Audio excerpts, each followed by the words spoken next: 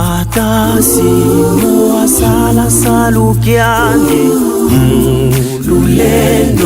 mululendo Tata Simo asala salukiani mululendo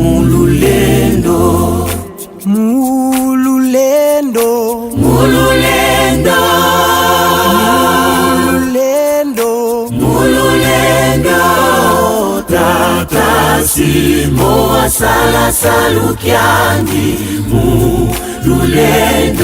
mululendo Tata Simo asala salukiani mululendo Kuna ngumu ikuna mazuba sikoti zibangiza menga kaluze yaka kwe Kuna ngumu ikuna mazuba sikoti zibangiza menga kaluze yaka kwe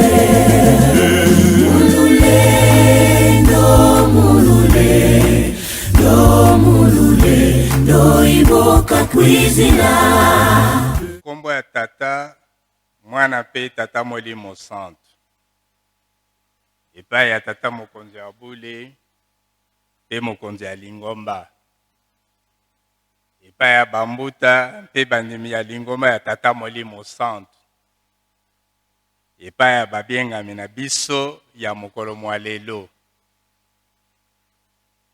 Papa Molimo Centre na mokolo oyo monene ya mbotama na yo ya boye na yo ya mbala ya liboso na mokolo mwa le 12 septembre 1887 mpe bokangami bwa yo na mokolo mwa le 12 septembre 1921 biso bana na yo bascout Croix Rouge chorale du centenaire chorale C mpe ex-lopori toye liboso na bino basato ya Bule kozongisa matondi na ndenge bobateli biso mbola mobimba uta le 12 septembre 2020 kino lelo le 12 septembre 2021 liboso tosengi na ino bolimbisi mpo na mbeba e biso bascout basecouriste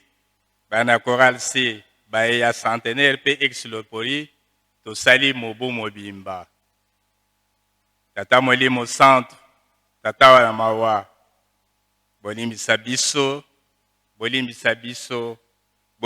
biso mbala tuku sambo na sambo mbala sambo mbwete tozali kaka bana kikete tata Molimo Centre upesa biso matoi ya molimo mbwete tokoka koyoka mayebo yebisaka biso tango yinso tobomba yango pe tosalela yango mpamba te eloko etu eleki mutu ya nde kosalela mposa mpe lotomo na bino tata Molimo Centre matondo mpe matondi likolo ya matondi mpo ete bokomisi biso mokolo mwa lelo oyo tozali kokokisa mibu kama banda mongoni ayaki kokanga yo awa na mboka kama Yerusalemi ya sika nde biso banso tolobi vive le centenaire vive le centenaire vive le centenaire atako mokolo mwango mozalaka mwa mpasi na mawa mpe kolela kasi lelo mokomi mokolo mwa esengo yango wana tozongisi lisusu matondi ndenge obateli biso na mopepe oyo ezali koningisa mokili mobimba atako bobangi ezalaka kasi makanisi na biso makendeki na makomi masanto na mokanda mwa moleyembo lwa David tukomi misato na nzela ya libwa kino nzela ya zomi na babale bobangi na biso esilaki po ete sosoli ya solo ete tojali libota oyo Yawe ajali njame na biso tikete mokili mobimba mobanga bino bato nyonso ya mokili bayekola bino somo mpo ete bobwaki miango mia bango mpe bobebisi mikano mia bango. Esengo na biso ezali ete bana na bino ya chorale du centenaire bamonanaki mingi na 2020 te bazwi ningisa ya kokoma lisusu na mboka bule. Tosengi kaka na bonzambe na bino kosalisa bakonzi ya bamboka oyo misato ya eleka bafongola bafrontiere. Tata Molimo Santo mokonzi ya bule mpe mokonzi ya Lingomba, yambo ya bokangami na bwayo lisanga ya bato ya mabe elingi koloba pouvoir colonial belge ba missionnaire pe bayimu mbongo bakanganga bakani ete mokolo ya le 6 juin bakokanga yo. Nde lokola tango emikomekelaki te esalamaka te nde bokendeki na mbanza nsanda.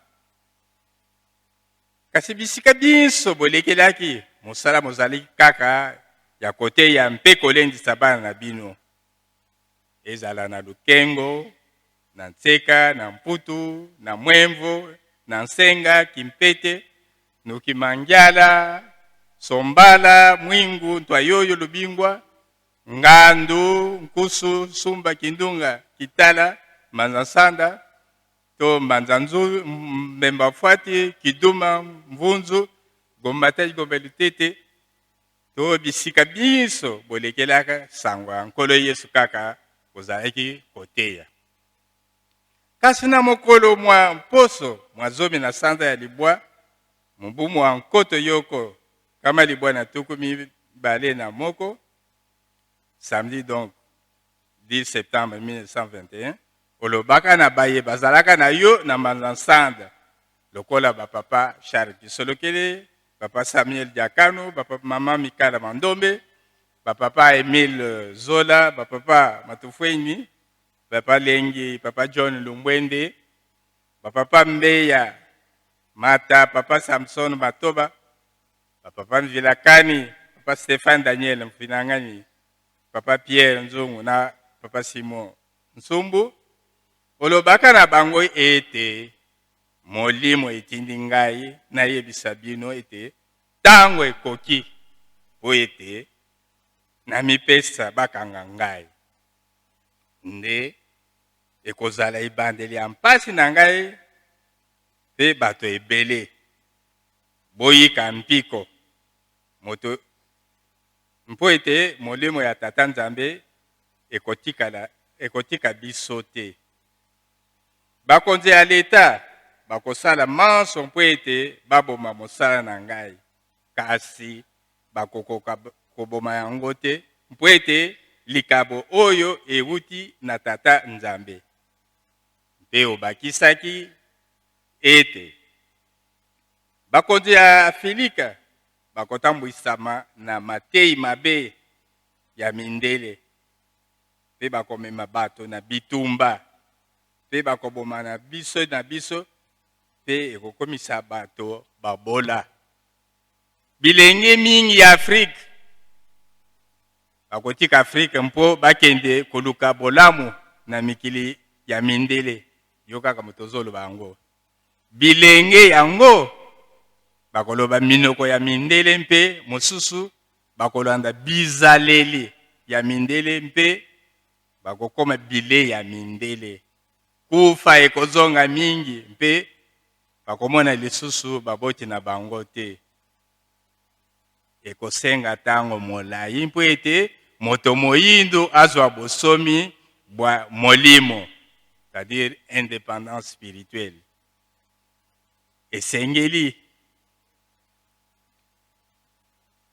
na bambula ekoya misala ya nguya emona na mpo ete mokili endima ete Nzambe azali. Misala na nguya oyo bino bomoni wana zoloba kaka na baoyo bazala kona. Misala ya nguya oyo bomoni ekosalema lisusu na basali ya Nzambe oyo ye akopona mpona likambo na ngai. Tata Molimo Santo tango yango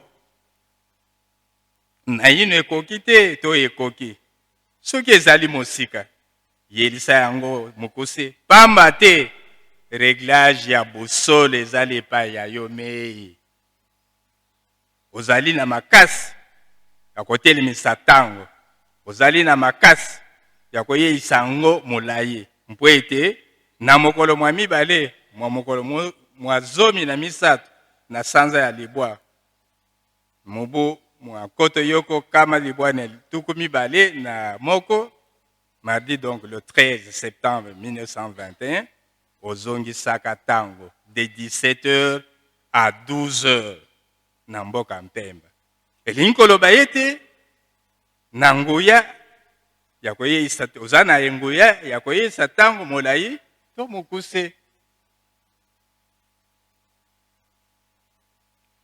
Bonsomi ya molimo nde tozali kozela yeisa tango mokuse mpo ete biso bana na yo tosepela mpe kuna na mboka ya mindele ozali mpe na bana na yo mingi tia bango elembo mpo ete balonga na mitambo miye monguna azali kotia. Tata Molimo Santo olobaka na biso tango nyonso ete soki olobi likambo ya kala lobela pe ya sika. Soki olobi likambo ya sika lobela pe ya kala. Na ntina wana tozali kozongisa makanisi pe koyebisa baninga makambo maye maleka na date ya le 12 septembre. 12 septembre 1887 mbotama na yo na boyei na mokili mbala ya liboso oyo tokokisi 134 ans. 12 septembre 1921 bokami bwa yo oyo tozokokisa lelo 100 ans. 12 septembre 1960 mbotama ya scoutisme okati ya lingomba ya Tata Molimo Santo. 12 septembre 1961 mbotama ya Croix Rouge okati ya lingomba ya Tata Molimo Santo. 12 septembre 1987 centenaire ya mbotama yo mpe mbotama ya chorale centenaire na Congo Brazzaville banda Masisi mpaka pe talangai oyo tozokosenga soki pe ikoki se retrouver na ba province mususu to ba pays mususu. 12 septembre 1991 réhabilitation politique na yo na gouvernement ya kala ya RDC. 12 septembre 1992 bosengi bolimbisi ya bilenge epai ya baboti na bango. 12 septembre 1999 bofongoli temple ya Santere na Lubumbashi oyo yo moko Tata Molimo Santo okendeki kofongola. 12 septembre 2002 fete ya yambo ya bascout na nkamba Yerusalemu ya sika. 12 septembre 2003 mbotama ya rateliki mongongo ya yo Tata Molimo Santo. Lelo pe tokokoloba 12 septembre 2021 tokokisi mibu kama wuta bokami bwa yo Tata Molimo Santo na boyei bwa yo bwa yambo omokili oyo. Toyebi ete mokolo mwa le 12 septembre 1921 ezalaka pasi mpe minyoko lelo oyo ekomi mokolo mwa esengo. Wuta 1921 kino 1960 nkamba mboka Yerusalemu ya sika ezalaki mpasi oyo ete bato bakota. Kasi lelo oyo esengo na biso eta mokolo na mokolo bato bazali kokota mpe kobima. Pona koyamba bango banso tozali na mbeba ya kotonga nkamba pamba te soki totongi yango te pasi na biso ekosila te. Tata Molimo Santo pambola biso bana bayo mpo ete tozwa oyo tokoki kotongela Yerusalemu ya sika na maloba na biso ya mokolo ya le 12 septembre 2022 tolobaka boye.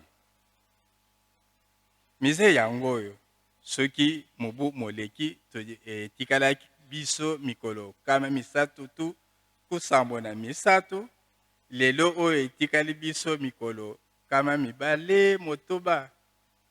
Kama mibale na motoba. Tojali na bobangi te, elikia na biso ete, makoki makozwa yango po ete, misala misikla. Wana nde maloba ezaka le 20. Ya solo tata Nzambe, Molimo Santo, bokoki saki mposa ya bana na bino, mpe mize efongwami. Totondi bino, botondi, pe tolobi na makasi, menanso te, tika boko misama. Yango wana, tata Molimo Santo, mokonzi abule mpe mokonzi alingomba, Nzambe wa biso, liboso ya bozongi na biso, tosengi bino lisusu, bopesa biso bobangi bwayo, bwanya, mayele mpe bososoli, mpe pambola bana bayo banso, na baye bazali ao, na baye bazangi, mpo ete totonga nzela oyo, omonelaka mpasi, mokolo mwa le 12 septembre 1921.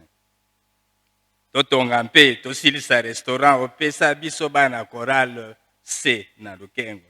Totonga mpe, tosilisa baposa ya sécurité, opesa bascout, ndenge moko mpe, biso bana ya ex-lopori, tozali kosenga, po tosilisa kotonga résidence, opesa biso kuna na kilo.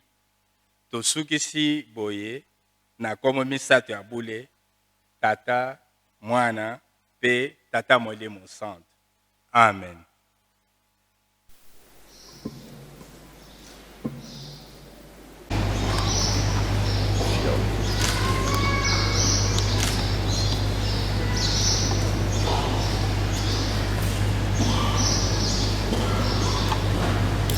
Na kombo ya tata pe ya mwana pe tata Molimo Santo. Maloba na biso ezama mukie. Ezala na 3 chapitres. Aumônier national, à moi. Aumônier national, à moi. Maloba na biso zali boye. Biso ba scout. Et puis ba croix rouge. Na ba choral oyo tata Molimo Santo asili kopesa biso na kati na fête ya lelo. Et puis tata Molimo Santo apesi biso musala oyo apesaki biso na tina ya botongi.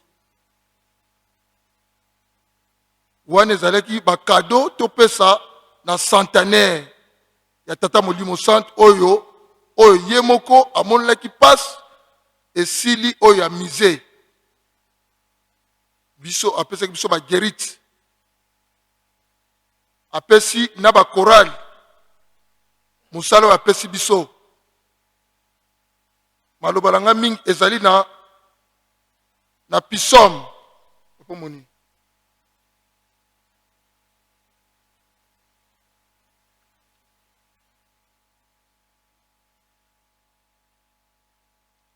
Ezali na psaume 132 verset 1 à 5.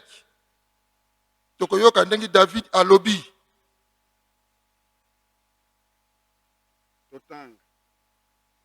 Totangi na nkombo ya tata mwana pe tata Molimo Santo. Na loyembo na mobembo na kobuta. Na psaume 137 1 à 5. 132 1 à 5. Na nkombo ya tata mwana pe tata Molimo Santo. E Yahweh banza David mpe mpasi na ye nyonso lokola esimbi ye ndai liboso na Yahweh, ndai liboso na oyo na nguya na Yakobo, ete na kokota na ndako na ngai te, na kolala na mbeto na ngai mpe te, na kozipa miso na ngai na mpongi te, na kobanga na kokanga ntoko na ngai te, kino ezwi ngai esika po na Yahweh, esika na kofanda na oyo na nguya na Yakobo. Na nkombo ya tata mwana pe tata Molimo Santo. J'espère tolandi. Sikoyo yo na ngai esengaki topesa cadeau na tata molimo santo pour la misée. Bagerich. David Mutalobi très bien. Nakola la pongite. Sko yona ngai plus tozali. Na ba nation nyos tozali. Tozola la pongi. Nakola la pongite ceux qui na pesi tatela ngai cadeau te. David Mutalobi. Ezali ngai chef chate. Toleki lisusu. Na angai. Verset 1, 4 à 6. Nankumwa tata mona pe tata mole msantoliki na Angai chapitre 1 verset 4 à 6.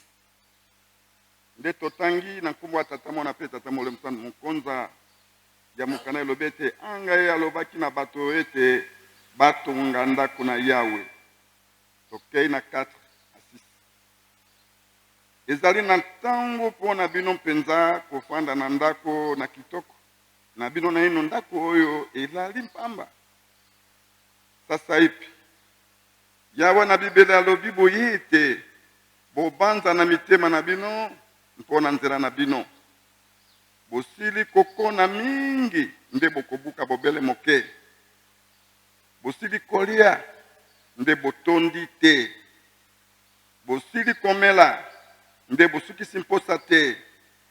Bosili komilatisa bilamba nde moto azali na moto te. Mpe yoyo azwi lifuti pona kotia yango kati na libenga lipaswani nzela nzela. Nkumwa tata mwana pe tata mole msona koki kuzongela mwa mukela. 6. Bosili kokona mingi nde bokobuka bobele moke. Bosili kolia nde botondi te. Bosili komela nde bokokisi mposa te. Bosili komilatisa bilamba nde moto azali na moto te. Mpe yeyo azwi lifuti mpona kotia yango kati na libenga lipaswani nzela nzela. Nakomwa tata mona pe tata mole mosanto. Ba chef scout. Na biso ba choral oto pese mukumba toujours ezaka kana botongi Yerusalem. Pendant que tu remettre papa bafongo la terre, ya ba geriti na biso tokozwa pongi te. Tozo ke na ba kopre msto salaka, bana classe ba tek, biso pe ba tozoli ko sala. Tokopo mandenge nini? Kado na yesenga ki to pesa ngo. E pesa mite. Tokozwa pongi te. Biso to yokelaka seulement mungongo ya papa. O papa lobi yango nde totosaka. Je te dis pesa biso lo yembo yo mondimi oyokelaka nani? Yo chef scout, yo croix rouge, yo choralise. Ba pesi biso tonga. Papa pesi. Alobi na biso ba président général. Obi alobaki na bambuta toyaki lukutakano ba ezalaki awawa. Bakaboli misale ya batu na batu bakosala. Pona kado to pesa la misère. Biso to yambi malobe ya papa.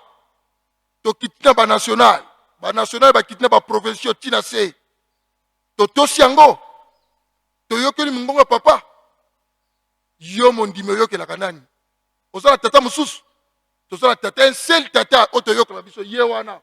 Papa Simon Kimba mkiangani. Je te dis à vous l'antenne.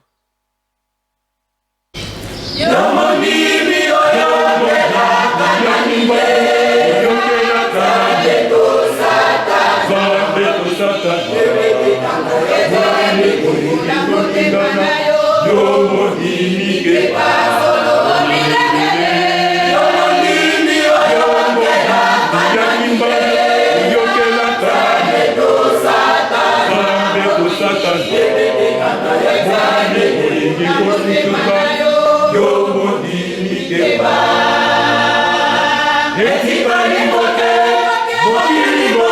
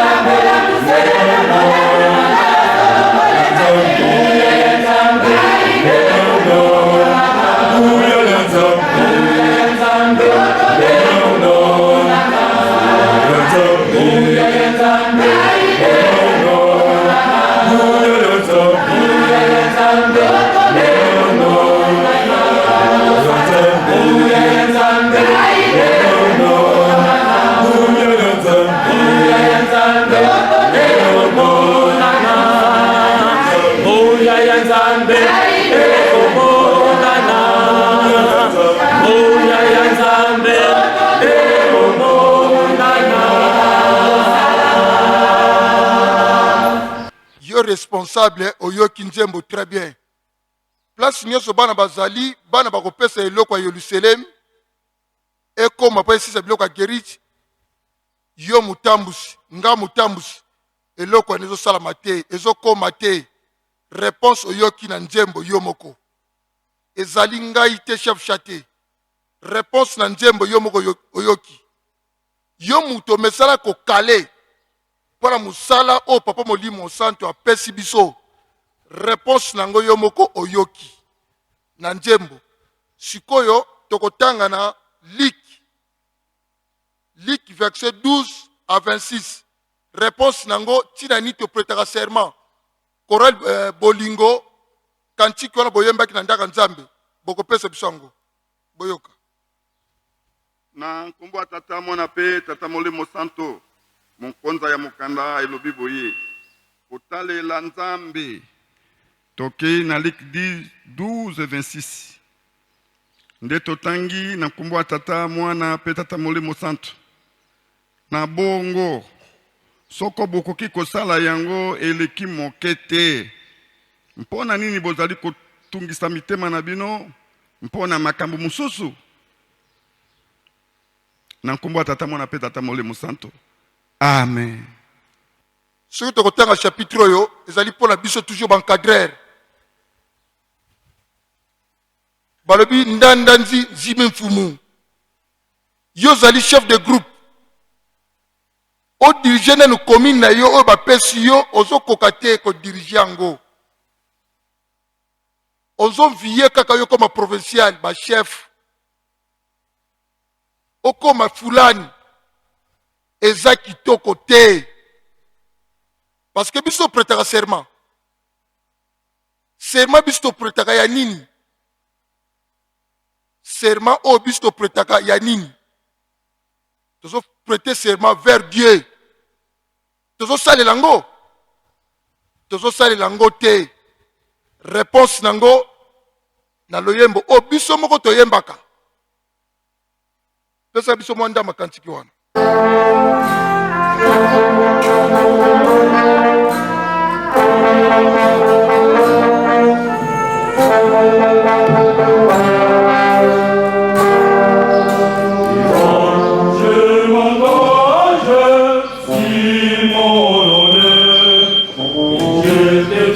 Hommage de mon Seigneur.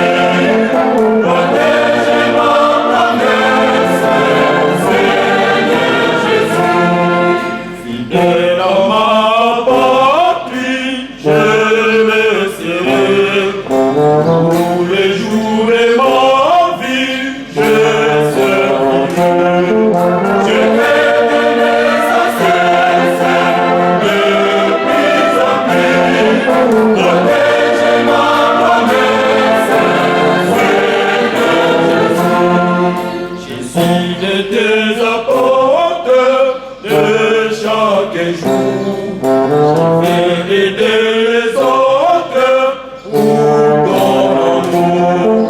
Je vais t'aimer sans cesse, de plus en plus, protéger ma promesse, Seigneur Jésus.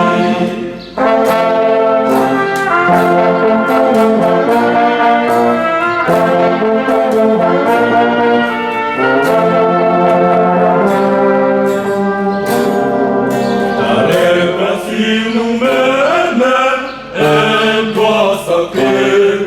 Je suis faible, tu m'aimes, je me tiens.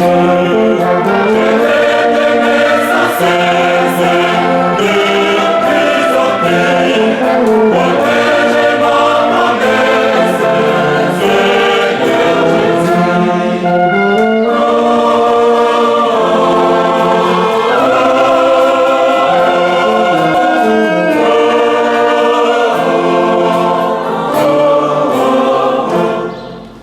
Merci. J'espère que lundi, na biso ba te prêtera serment. Maitolobi ce que beti ba mninga mabaku bolimbisa biso na combattre ma pele mosantu. Amen.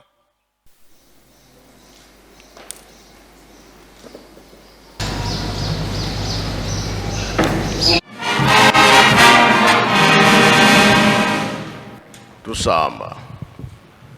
Entsambu za mfumu wetu Yesu Kristo, yezola kwa nzambi wa seditu, ye untuadi ya mwanda velela, bika wakalanga yetu tuka kwa yele mvu, seye mwane mwanda velela. Amen. Nakomba tata mwana pe tata molimo santo, tulanda ki mateye na biso. Tata pasteur mutate ya kibiso abandela ke na banzembo bayuda akena mibeko mikanda na ye ya suka toyoki tobomba tosalela po mokolo wana tobika ya solo tobengami bandimi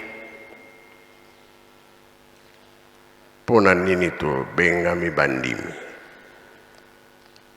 tondimi tata nzambe tondimela kikolo Yesu na tata Simon Kimbangu mingi bayoki tango bayoki kaka likambo kolo Yesu to ya tata Simon Kimbangu andimi na ye akoti kosalela nzambe na ye yango tobengami bandimi oyo nyonso nkolo Yesu asalaki oyo nyonso tata Simon Kimbangu basalaki tondimi po lobiko emona na kati na biso soki totali na koko na biso Abraham tata na ye papa Tela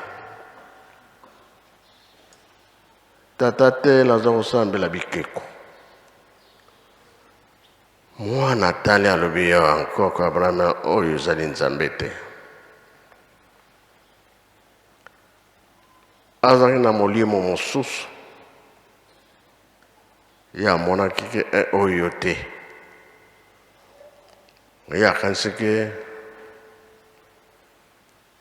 sanza soki abimi nzambe nde ye wana etoile soki ebimi nzambe ye wana moi soki ebimi nzambe ye wana ye alobi te nzambe alobi oyo ozosalela ngai te kasi tokosala alliance po oza koluka ngai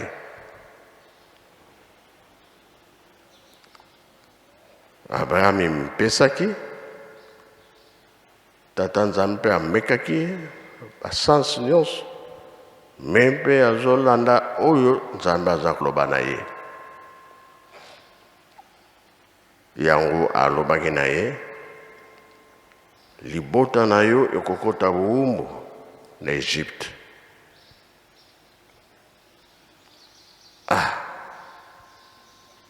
Isaac abotami Isaac aboti bana mibale elembo ezokende kaka euti na Isaac eke na Jacob, bana Jacob eke na Joseph. Joseph bateki ye na Egypte, libota nyonso ekei ndenge balobaka na biso na Matei, kotaki bango nyonso 70 bavandi na Egypte, babotani kuna. Ntango ya kobima sikoyo Moïse moto abimisaki bango, baza kotambola na Aaron yaya na ye.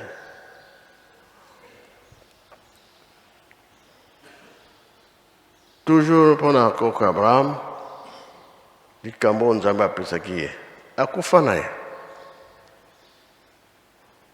Jacob mpe akufa na ye, ndenge alobaki ke mikuwa na ngai ezonga kuna na mboka baya bakoko na Kana, zongaki bakundaki pembeni ya Abraham koko na ye. Sika mokili ndenge tozali biso bato, tokomonaka tokotalaka ndenge tovandelaka na mokili, mutu na position na ye.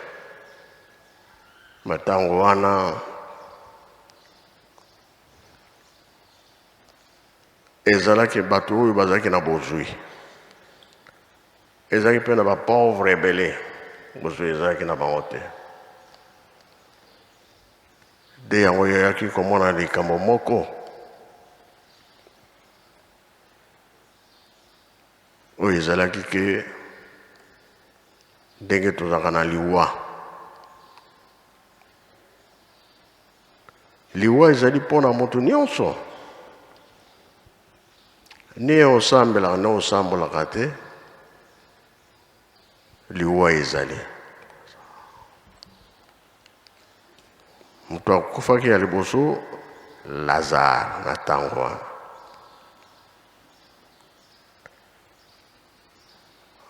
Oyo nkolo Yesu alamusaki te na ntango ya Abraham, na ntango ya Moïse, Lazare oyo akufaki liboso.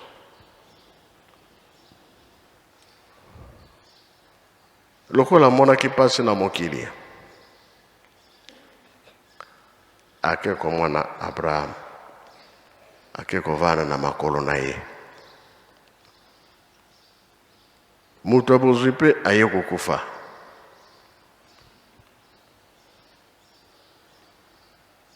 Amona Lazare ye na esika ya malamu, ye mutu abozwi na place ya pasi. Tomboli misu likolo, Abraham, yamba ngai naza na mpasi, alobi te. Yo oza na ntango ya koya awa te. Lazare mpe aza na ntango ya koya esika yo ozali te.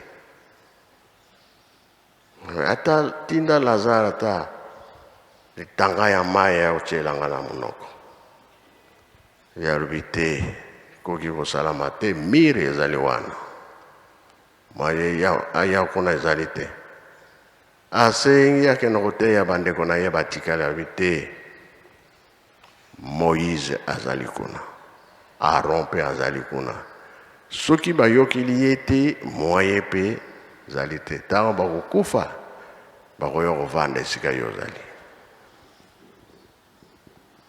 Ntango wana ya koko Abraham, oyo biso nyonso toyebi ke Lazare alongaka.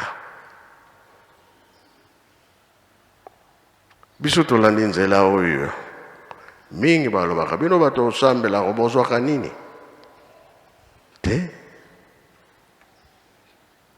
Mokili Nzambe atindi biso tovanda na mokili, me Satana mpe aza na mokili. Malamu tosalela Nzambe ntango yo otiki mokili, oke komona tata nzambe mingi baloka biso tosambelaka te toza bien bino bato bosambelaka baza na eloko te pasi na pasi likambo ezali te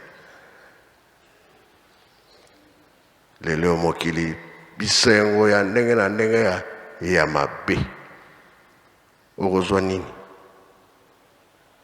tosa nzambe ntango wana nde koki kosepela na tata nzambe chapitre yango napesi na papa Katembo meka nano otangela biso nini eza kuna mpe kolakisa biso makambo eza na kati po kosekama eleki mingi ndenge tolobaki lobi tozokanga motema makasi kofingama kotiolama songisongi biso tozosalela tata nzambe yango wana papa napesi yo ntango otalela biso likambo wana ya Lazare soki ezalaka ndenge nini soki eza juste ndenge nalobi soki eza bongo te nayebi te me ye alongaka na ntango ya Abraham topesi papa. Merci tata Molimo Santo, papa Simon Kimbangu Kianga Nzambe Molimo Santo. Esika papa apesi biso poto tanga ezali na mokanda ya Luka. Tokotanga na mokanda ya Luc chapitre 16 kobanda na verset 19 tokosilisa na verset 31. Na kombo ya tata mwana pe tata Molimo Santo. Papa alobi makambo presque nyonso okokanisa kazali kotanga na Bible. Elakisi nini makambo oyo ye asalaka na bikeke eleka. Yango nde azali kokebisa biso na tango oyo tozali na bomoi. Na kanisi ndenge natangeli na maloba oyo papa alobi différence ezali ata mukete. Tokokai kutu kobakisa lisusu eloko te. Esika oyo totangi esalamaka na bayuda. Nkolo Yesu mutu alobi likambo oyo. Mutu ya mbongo azalaki kolia malamu. Azokipe likambo ya tata nzambe te. Kolata kitoko kolia kitoko. Makambo wana yango toza komona lelo. Me mutu oyo babengi Lazare azalaki mutu ya pasi. Susi na ye ezalaki kaka akokisa posa ya tata nzambe malgré nzoto na ye ya pasi. Na kolia ya pasi, kovanda ya pasi na bapota na nzoto me abebisaki mibeko te. Azalaki na susi ya kobatela kaka likambo ya tata nzambe. Mutu akoki koumela libela na mokili te, kala mingi te, Lazare mutu akufaki liboso. Tangu ye akufi, ba ange, ba ye, ba zuye, ba memiye na likolo, esika Abraham azalaki. Kala mingi te, mutu ya mbongo pe akufi. Bake kokunda ye, ba ange ya Satan ba ye kozwa ye ba memiye na lifelo. Kuna moto na moto, pasi na pasi, kolia minu. Tango azali koganga na kolela na pasi azalaki na yango na lifelo, atala na likolo kuna amoni Abraham. Na kote na ye atala kuna Lazare. Abandi kolela. Tata na ngai Abraham yokela ngai mawa. Tala pasi nazali na yango. Tinda Lazare. Ati ata musapi na ye ya muke na mai. Aya kotangiselanga na lolemo. Soki te vraiment naza na pasi na kokufa. Abraham ayebisi ya lobi mwana na ngai. Yo ozalaki na vi ya kitoko. Ozalaki na vi ya mbongo. Ozalaki kosepelisa nzoto. Oboyaki kosepelisa molimo. Kotosa makambo ya tata nzambe. Lazare azalaki na pasi. Lelo ekomi ngonga ya Lazare.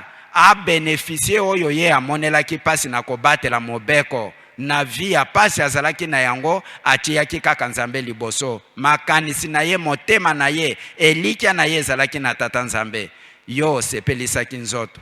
Awa mwaye ya kosala otrema ezate. Tala libulu munene ravin. Bino ngambo biso ngambo. Mwaye na tinda ya kuna ezalite. Ekosimba te.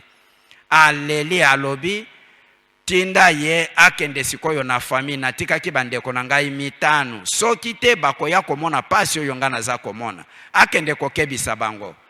Abraham alobi te ndenge toyaki deja kote oyo mwaye tozonga lisusu kuna ezali te, bandeko na yo kuna esika bazali mibeko ya Moïse ezali, batata na ba mama makambo ya mibeko nde papa azali kolobela na esika oyo mibeko. Tata wana a continué kaka kolelela Abraham alobi mibeko bakokoka te, lamusa ata mutu akufa soki bamoni presence ya mutu akufa kala bakobanga pe bakotosa. Liloba ya Abraham kaka moko alobi soki basaleli mibeko ya Moïse te, batosi pe makambo oyo ba profete bazalaki koloba te, ata tolamusi mutu ya kokufa totindi kuna bakoyoka te. Batata na ba mama bakimbangiste papa ye oyo tozali na ye oyo bazali kosambela na motema moko tango tozali koloba ke papa azali nzambe molimo mosantu na mabondeli mingi na kati na biso na bisika pe ba pays na ba province bisika bandimi bazali na ba non kimbangiste bazali komona pe bazali kondimake ya solo papa azali moto lokola biso te, azali nzambe. Bandoto ezali kolakisa, banzembo ezali kolakisa, matei na kati ya Bible ezali kolakisa bonzambe ya ba papa. Azali koyebisa biso ke tala makambo elekaki na bikeke, oyo elekaki na bandeko na bino. Tala ndenge bakufelaki, bino bokeba na ekeke oyo, bana botala nzoto te, bobatela nde mibeko. Bobatela nde mibeko.